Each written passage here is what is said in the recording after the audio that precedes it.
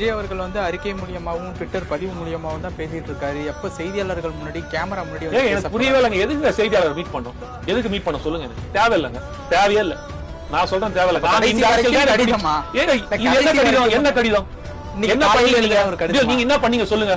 கேட்க வேண்டிய கேள்வியை கேட்க மாட்டேங்கிறீங்க. சும்மா சும்மா இந்தாலே போய் நோட்டின்னு இருக்கீங்க எல்லாரும். என்ன பண்ணும் சொல்லுங்க. எனக்கு அவர் வந்து பேசிட்டா தீர்த்துருப்பீங்க. சரிங்க, நாளைக்கு பிரஸ் மீட் கொடுக்குறாங்க. இந்த பிரச்சனையை தீர்த்து கொடுப்பீங்க. உங்களால முடியுமா? உங்களால முடியுமா? முடியாதுல்ல. அப்ப பிரச்சனை தீர்க்கறது யாரு இருக்காங்க? கவர்னர் இருக்காருல்ல. அப்ப கவர்னர் தான் பார்க்க போவாரு. உங்களால தீர்க்க முடியல, உங்ககிட்ட வருவாரு. உங்களால முடியாது. நீங்க வெறும் கேட்டு கொண்டு போய் எப்படி அவர் இன்ஃபர்மேஷன் போகும்? இதையே கேள்வியை வைக்காதீங்க.